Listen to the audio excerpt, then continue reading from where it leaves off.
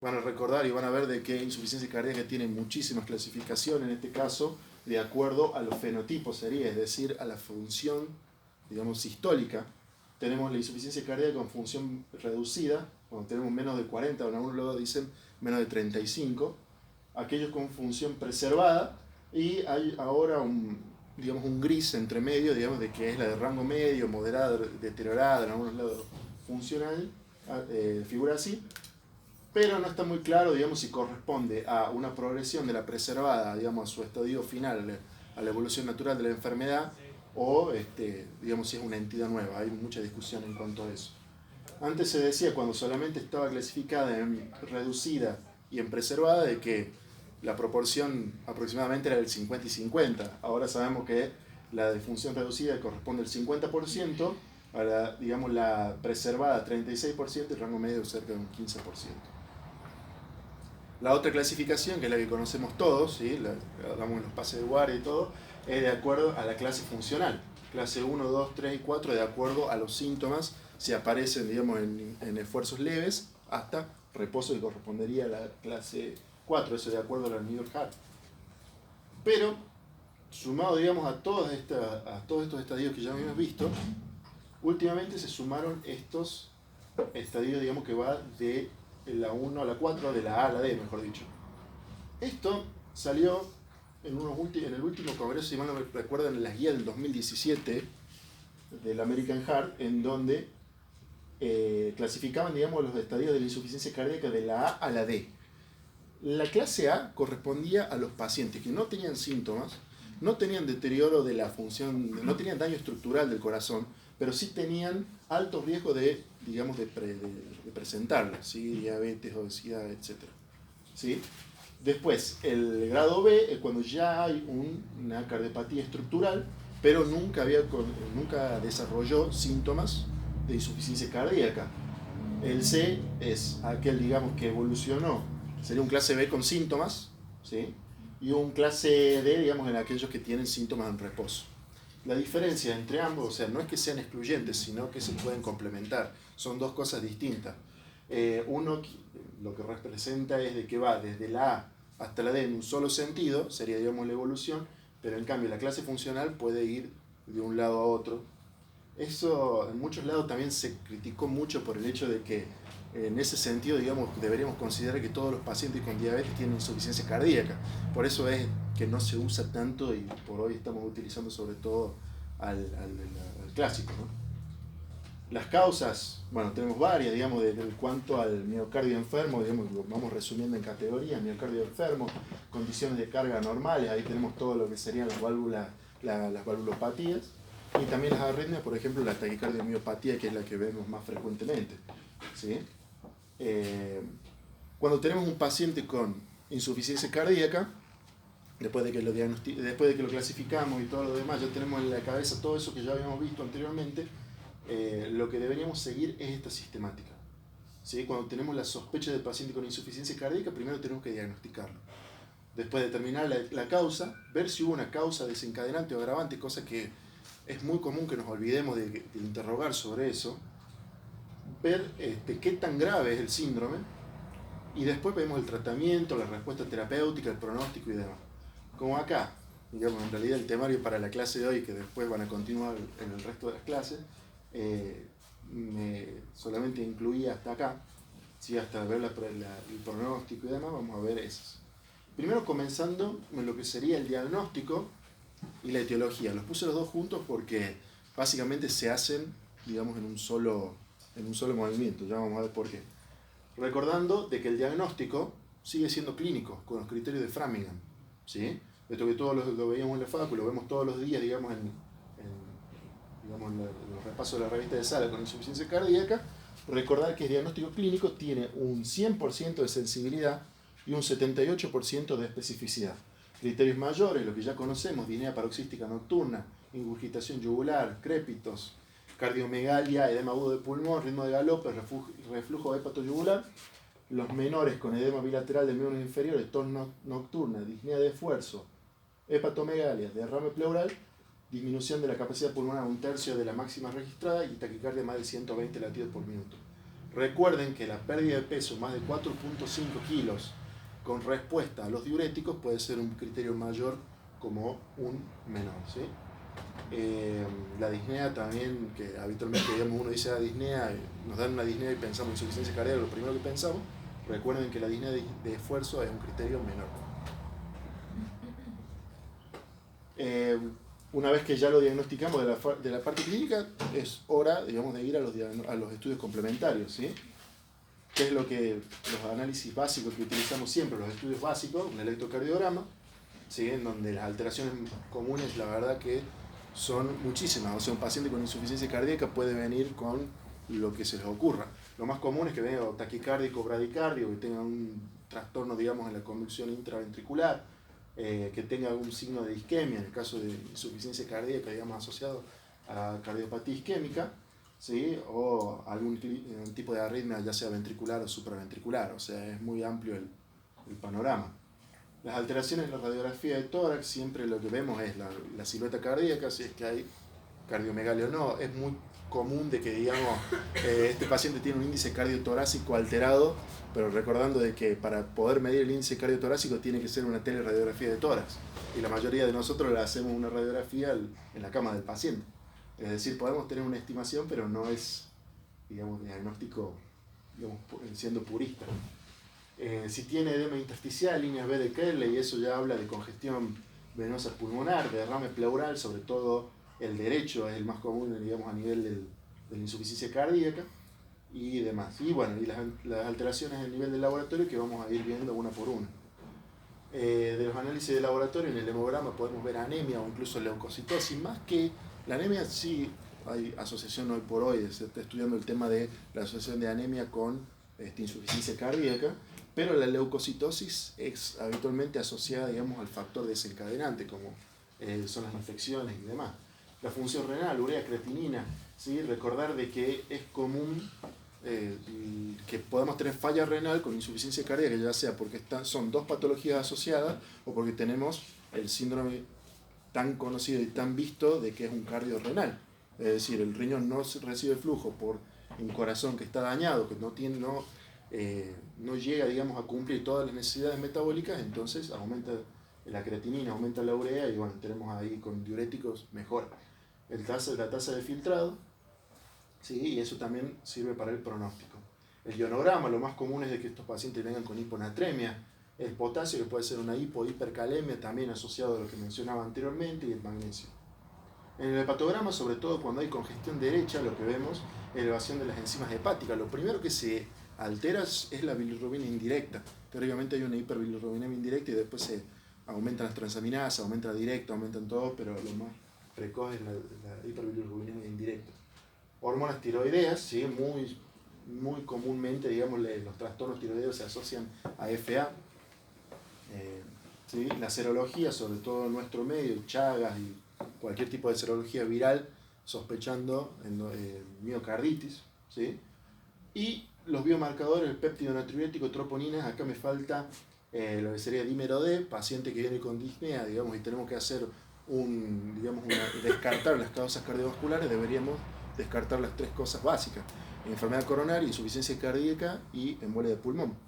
Pero, deteniéndome un poco en lo que serían los biomarcadores, el tema del ProBNP, últimamente, o mejor dicho, lo que hoy sabemos es de que los biomarcadores para el diagnóstico o para la exclusión, sobre todo, de insuficiencia cardíaca, tiene un grado de recomendación 1, un nivel de evidencia A. Es decir, no hay duda de que el BNP te ayuda, sobre todo para excluir la insuficiencia cardíaca. Si bien hay falsos positivos o negativos, es un estudio bastante sensible para insuficiencia cardíaca, ¿sí? También tiene la misma recomendación para evaluar lo que sería el pronóstico, severidad, y también la misma recomendación sería de asociar las troponinas, como decíamos antes, precisamente por la asociación entre insuficiencia cardíaca y enfermedad coronaria. Deberíamos hacer sí o sí esas mediciones en caso de estar disponible. Y con un grado de recomendación 2, lo que sería que en muchos lugares se hace, digamos, utilizar BNP antes del alta, como para tener un basal y decir, bueno, respondió o no respondió al tratamiento. Eso sería clase 2. Acá podemos verlo un poquito más ejemplificado, un poco más esquemático, ¿sí? En donde la clase 1, digamos, serían pacientes para diagnóstico, en pacientes con ambulatorio con disnea, y en pacientes también para pronóstico, estratificación y riesgo, en pacientes en clase funcional 2 a 4, es decir, ya tienen síntomas, y también para cuando tenemos disnea aguda en el guarda. El resto son clase 2A y 2B. Siguiendo con los estudios complementarios, tenemos, bueno, el primero, que hoy por hoy es un estudio ya que usamos casi de rutina, casi como el electrocardiograma en muchos de los casos, ¿sí? Y debería utilizarse al ingreso del paciente, digamos, cuando ingresa debería tener un ecocardio todo paciente que ingresa con sospecho con diagnóstico clínico de insuficiencia cardíaca. Esto ayuda a dar el diagnóstico, digamos, fenotípico, el diagnóstico de acuerdo a la función sistólica que tiene, preservada, reducida o de rango medio. Es un poquito más complicado en pacientes que tienen función conservada, porque bueno, eso lo deben haber visto un montón de veces. Pacientes que vienen con toda la clínica de insuficiencia cardíaca, tiene un ecocardio con función normal, entonces, digamos, bueno, uno esperaría encontrar con función deteriorada, y bueno, es mucho más fácil así. Pero en estos casos, en los pacientes que tienen FEI preservada, uno se ayuda con signos indirectos, lo que es el volumen de la aurícula, la disfunción diastólica, el Doppler tisular, y eso habla de presiones de llenado aumentada. El ecoestrés también se menciona como para valorar isquemia. Obviamente en un paciente con insuficiencia cardíaca descompensada no le vamos a hacer un estrés ni mucho menos una dobutamina, ¿sí? Pero sirve para ver viabilidad, por ejemplo, en pacientes con estenosis aórtica severa, con FEI deteriorada, a ver si tienen, digamos, resto para una potencial operación o no. Y además ayuda también al pronóstico. El Doppler tisular, también, digamos, esto ayuda en la terapia de resincronización cardíaca. El strain, hoy por hoy, bueno, lo hemos escuchado todos, este postprocesamiento, esta tecnología de que hoy con el ecocardio podemos ver función sistólica antes que incluso la FEI, de disfunción sistólica antes que incluso la FEI se haya deteriorado, ¿sí? Bastante nuevo y probado en absolutamente todas las patologías y todo tipo de combinación. El transesofágico, cuando no podemos realizar ninguno de estos por la ventana o incluso para poder valorar, ¿sí? La función valvular, sobre todo en válvulas protésicas. Vemos algunas de las imágenes, ¿sí? A ver si, no sé si la mayoría, alguno quiere aportar, digamos, de qué es lo que vemos acá, digamos, si es que estamos acostumbrados o no. Acá, ¿qué es lo que vemos? Esto es un paciente que viene con los signos anteriormente dichos, con disnea, ortopnea, disnea paroxística nocturna, edema en miembros inferiores, y tiene este eco. Va medio con trampa la pregunta, porque sería más fácil hacer un eco que esté mucho más llamativo, pero ¿qué es lo que tiene? ¿Tiene algo o no tiene nada? Bueno, esto es un ecocardio normal, por eso le digo. Entonces, un paciente, como lo mencionaba anteriormente, con función preservada. Y en este sí tiene algo. ¿Qué es lo que vean? Bueno, esto es una miocardiopatía hipertrófica. ¿Ah? Esto, y tiene SAM, tiene movimiento anterior sistólico de la válvula mitral, ¿sí? Que pega incluso acá, digamos, por el efecto Venturi, de tanto hipertrofia y tanto flujo que aumenta la presión, velocidad y todo acá, de que esto contacta y aumenta, hace peor incluso la obstrucción del tracto de salida del ventrículo, ¿sí? Además se ve de que la ecogenicidad es distinta, esto es un poco más brillante que esto, ¿sí? Probablemente algún infiltrativo o algo tenga. Esto no sé si se logra ver bien, este es más fácil, ¿qué es lo que tiene esa? Una IM, ¿sí? Que tiene efecto Coanda, o sea, una IM severa, con jet de pared y demás, y la función sistólica, ¿cómo está? Eso con suerte llega a un 20, la verdad que no se ve mucho, pero la verdad que no llega. Y para mencionar esta imagen, para recordar que el ecocardio no es solamente para poder ver el corazón y demás, sino que podemos ver la vena cava. Hoy por hoy, sin necesidad de hacer una vía central, por más que nos encante a todos, sobre todo cuando recién estamos aprendiendo a invadir y demás, podemos estimar la presión, digamos, venosa con el ecocardio, digamos, con una ventana subsifoidea, y poder medir la vena cava y decir, bueno, puede tener alta o baja, básicamente, más de 15 o menos de 5. ¿Esto? ¿Qué ventana es esto? ¿Qué tipo de estudio es esto, mejor dicho? Eso es un transesofágico, ¿sí? Un transesofágico en donde acá sería la válvula, la aorta, digamos, con la válvula aórtica, no se mueve nada. ¿sí? Una estimación óptica severa, y esto es un ecocardiograma 3D en donde se relaciona con esto. ¿Sí? Está todo, digamos, estenosado, todo fusionado, ¿sí? Ahí estarían las tres valvas y no se mueve nada. Un detalle del ecocardiograma 3D es de que hoy por hoy el método que más se acerca, digamos, a la resonancia, que hoy por hoy es el gold estándar, es la función sistólica medida por ecocardiograma 3D. Entonces, si uno quiere usarlo para pacientes que necesita exactamente ver cuánto tiene de función sistólica y no tiene una resonancia, y bueno, tiene eco 3D, lo puede hacer. El strain, que eso es lo que mencionaba anteriormente, ¿sí? Para poder ver la deformación de las fibras cardíacas antes de incluso de que se vea caída en la fracción de acortamiento, en la función sistólica. Son dos casos. Hay un déficit en este sector que sería inferoseptal y anteroseptal e inferoseptal, y acá digamos directamente en todo lo que serían las bases. Y bueno, y quería determinar también un poquito acá en ecografía pulmonar. No sé si lo están utilizando en su centro. ¿Están usando eco pulmonar en pacientes con disnea o IC?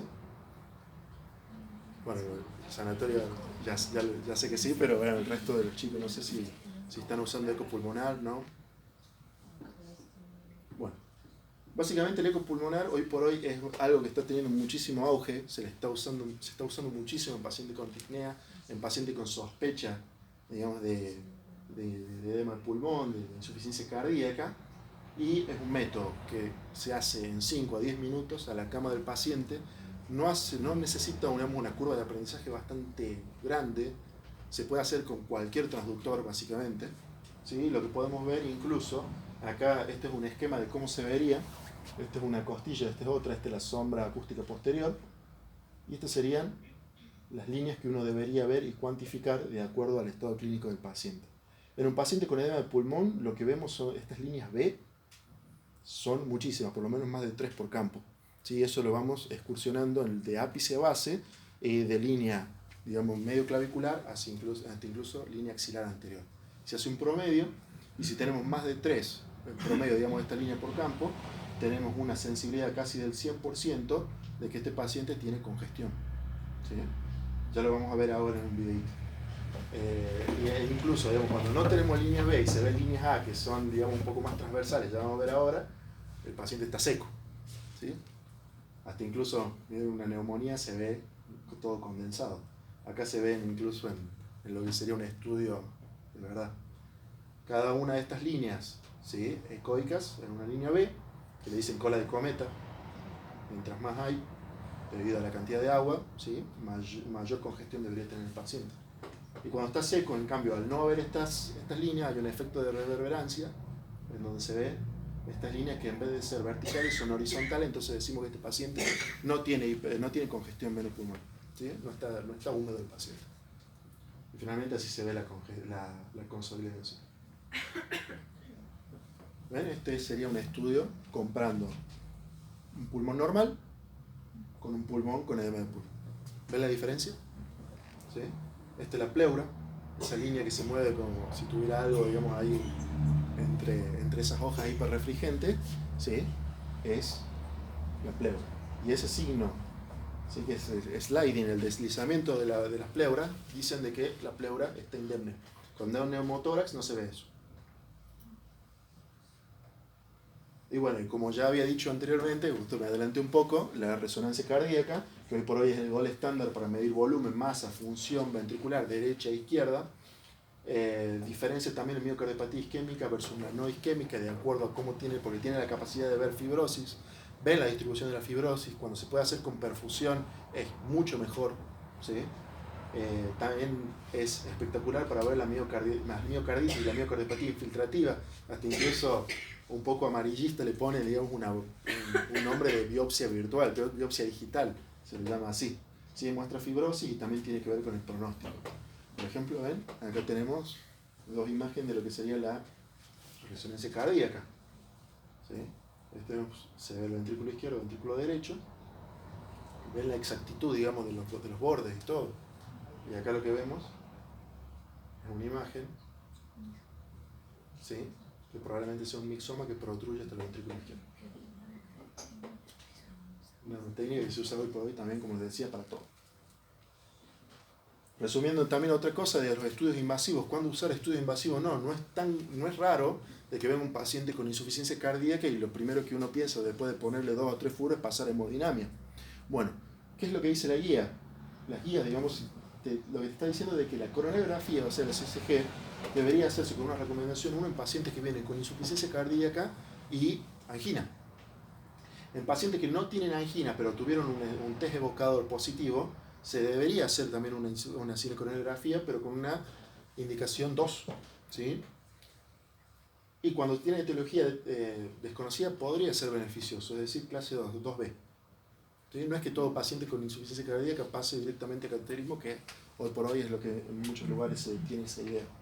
El cateterismo derecho es muy útil para ver el paciente en candidato para trasplante cardíaco y también para evaluar la reversibilidad ante, digamos, la corrección de la causa primaria de insuficiencia cardíaca, las estenosis aórticas severas, por ejemplo.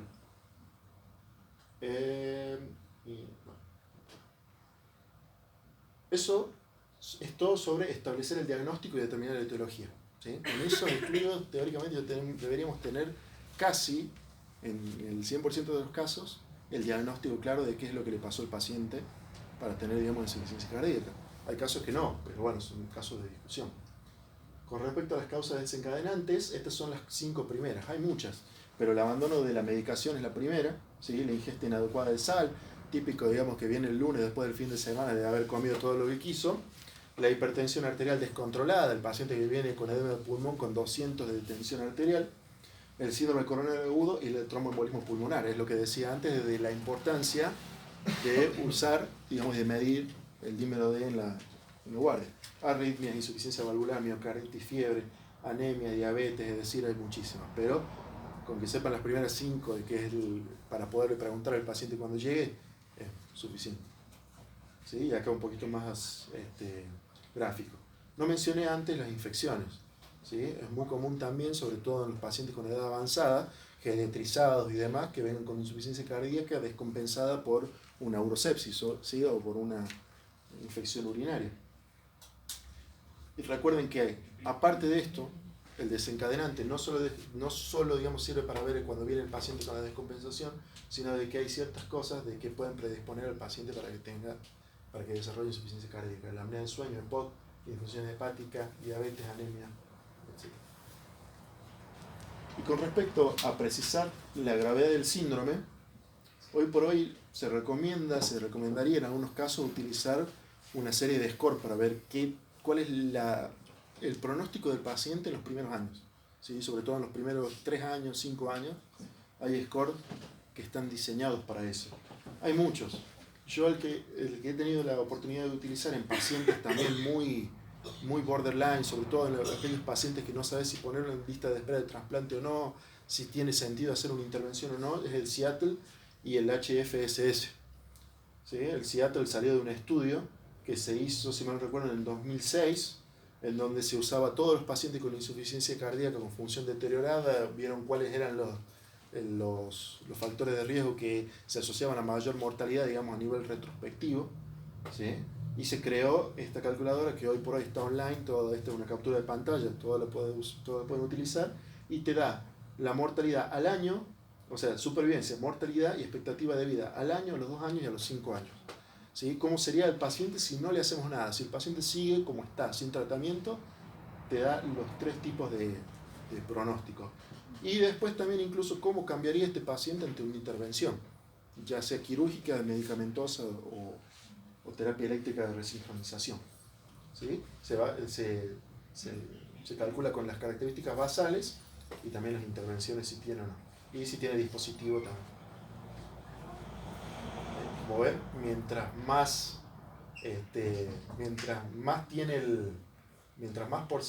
puntos tiene este score, menor es la supervivencia, ¿sí? Sobre todo a los 3 años. Y el HFSS también es un estudio de muchísimos más pacientes, casi 40.000 pacientes, en el que este es más nuevo, incluso en el 2013 se hizo, en donde se los clasifica a los pacientes en 6 grupos, y a mayor, digamos, puntaje, a mayor grupo de riesgo, mayor mortalidad, ¿sí? Y acá incluso se ve eso. El paciente del grupo 6 tiene 70% de mortalidad, esto es a los 3 años. También tiene una calculadora online que la hizo el mismo equipo, digamos, que hizo este estudio, ¿sí? Se puede calcular ahí también. Y para el que le interese esto es cómo van sumando, digamos, los puntajes. Por ejemplo, el paciente con FEI menos de 20 tiene 7, digamos, puntos, y así vamos sumando y le damos un porcentaje y eso te agrupa en un grupo del 1 al 6. Entonces te dice mayor o menor mortalidad. Y otra cosa, estos pacientes también es importante medir la capacidad funcional que tienen por medio de una ergometría, digamos, en el caso de que sea lo único que podamos utilizar, no está tan validado el hecho de usar una ergometría para poder ver la capacidad funcional de un paciente con insuficiencia cardíaca, pero sí tiene valor pronóstico. Hoy por hoy muchísimos estudios están validando el test de la caminata de los 6 minutos, es decir, ponerlo a caminar al paciente por 6 minutos y ver cuántos metros recorre, y eso te dice, bueno, si el paciente tiene una clase funcional 3, te va a recorrer en 6 minutos te va a recorrer 200 metros. Si uno que esté en clase funcional 1 te va a recorrer 500, 600, 700. Entonces, mientras menos tiempo recorrido en ese periodo, peor es el pronóstico, ¿sí? Y el consumo de oxígeno, que hoy por hoy está reservado casi para la valoración pretrasplante y para lo que se debería hacer en pacientes de que van a entrar a un programa de rehabilitación. Este consumo de oxígeno, el consumo de pico más de 15, teóricamente habla de un pronóstico mejor, y menos de 14, o sea 14 o menos, es un pronóstico muy malo para el paciente. Desde la caminata, un poco lo que decía anterior, está validado por muchos estudios para predecir mortalidad. En pacientes que caminan menos de 350 metros en 6 minutos tienen 3 veces y media más probabilidad, digamos, de fallecer, digamos, que uno que no lo haga, que camine un poco más. Predice hospitalizaciones, ¿sí? Y menos de 300, el número es importante, predice peor pronóstico, mucho peor que cualquiera de los otros pacientes, ¿sí? El promedio, por ejemplo, de un paciente con FEI de 20, en 6 minutos te camine 300 metros. Y en una FEI conservada, que te camine 425. Más o menos eso es para que tengan una idea de cuánto es lo que camina un paciente con función, con insuficiencia cardíaca. Hoy por hoy, el consumo de oxígeno es un test que no se usa en muchos lugares, ¿sí? De que no está disponible. Aquí en Córdoba está disponible en muy pocos lugares, pero para pacientes que están en insuficiencia cardíaca avanzada, que están en planes de trasplante y demás, es una herramienta excelente, ¿sí? Por eso, que es lo que hay muchos estudios hoy por hoy dando vuelta, este es uno de los que pude ver, de los más nuevos, que comparaba el test de la caminata con el consumo de oxígeno, y aparentemente habría una relación entre ellos, pero no hay nada concluyente. Tal vez le dejo la inquietud para tal vez más adelante digan, bueno, hoy por hoy se hace todo el test de la caminata de los 6 minutos, bueno, y ahora ya no se usa más consumo de oxígeno. No creo que eso pase, pero bueno, es interesante saberlo. En las próximas clases seguramente les van a dar un poco de lo que es el tratamiento, pero para no dejar un poco colgado esa parte, estos 4 ítems son los más importantes, ¿sí? El tratamiento tiene que consistir en disminuir la mortalidad, mejorar la calidad de vida, ¿sí? Esto es incluso más importante, lo más importante de casi todo esto, ¿sí? Reducir los síntomas, que eso va de la mano con esto, y prevenir la prevención de la enfermedad, ¿sí? Bueno, gracias.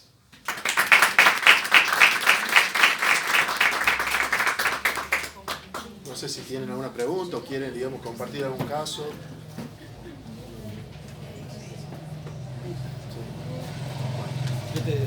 Te quiero preguntar, Pablo, cómo están manejando actualmente el sanatorio donde vos trabajás, digamos, con respecto al tema de la clasificación de los pacientes con insuficiencia cardíaca, sea preservada o función reducida. El grupo que está en el medio, ¿cómo lo están manejando? ¿Cómo lo encaran, digamos? ¿Hacen alguna prueba extra de manera rutinaria? ¿El tratamiento lo encaran de una forma en particular? Que es un caso que siempre presenta dudas del manejo, ¿no? Sí, hoy por hoy no hay mucha gente que se ponga de acuerdo, digamos, en cuanto al tema de la función, digamos, del diagnóstico, de este tipo, digamos, de función mid-range o de rango medio. Nosotros lo que hacemos, sobre todo, digamos, en pacientes que vienen con esto, es evaluar la enfermedad coronaria. Estamos utilizando muchísimo resonancia, ¿sí? Tanto para estimar con exactitud la función sistólica. Se hace protocolos de perfusión, ¿sí? Con estrés, con dobutamina y todo lo demás. Y en ciertos casos donde los factores de riesgo tuvo ángulo, o el test de la resonancia fue positivo, se investiga enfermedad coronaria. Y con eso habitualmente, digamos, cubrimos casi toda la gama, digamos, de patologías que podemos llegar a tener. Por suerte se puede contar con resonancia y encima con perfusión, porque la verdad que da muchísima ayuda y descarta muchísimos diagnósticos, y con un solo estudio, digamos, podés abarcar la mayoría. Pero habitualmente nos basamos en eso, obviamente del ecocardiograma y todo lo que mencioné. No sé, que van más allá del ecocardiograma estándar, digamos, para asesorar la FEI, y que usan 3D y si no resonancia, esa sería más o menos la secuencia. Sí, y también usamos mucho el strain. Bien. El strain, digamos, porque precisamente te puede dar disminuye lo que es la variabilidad interobservador, es un poquito más mecánico, digamos. Entonces, en ciertos casos donde hay duda, en primer lugar lo que hacemos es ver qué FEI tiene, sí, y después ver la etiología de acuerdo a los estudios que podemos utilizar, que podemos contar. Y después a nivel, por ejemplo, pacientes que vienen con FEI de 35-40% y se encuentra, digamos, que tienen enfermedad coronaria, se sigue a posteriori, digamos, si recuperó o no, digamos, podemos hacer el diagnóstico de un miocardio hibernado, digamos, y demás. Así, la semana pasada tuvimos un caso muy interesante de un paciente que vino a control incluso, con una función sistólica del 20%, 20-30%, no recuerdo bien. Empezamos a buscar todas las etiologías que había. Empezamos a buscar enfermedad coronaria, miocardiopatía dilatada de origen de la serología que se les ocurra. Se pensó, digamos, que podía tener enfermedad de Fabry o alguna patología, o incluso hemocromatosis, porque había aumentado un poquito la cantidad de FRM, de ferritina y demás. Todo negativo. Y lo que se sospecha con la resonancia es que tiene un patrón que podría llegar a ser de una patología, de una miocardiopatía hipertensiva ya de grado avanzado. Lo raro de esto es porque es un paciente de 45 años, pero sin ningún tipo de control. Y la verdad que, como decía anteriormente, con los estudios se puede saber casi toda la etiología, pero no. Hay veces que no. Hay veces que no. Bueno, ¿otra pregunta? ¿No? Bueno, listo. Una consulta. Sí. En el seguimiento del test de caminata, ¿es para evaluación, digamos, estandarizada en un cierto tiempo, o es solamente con el cambio de los síntomas? No, en los pacientes depende, digamos, el estadio del paciente.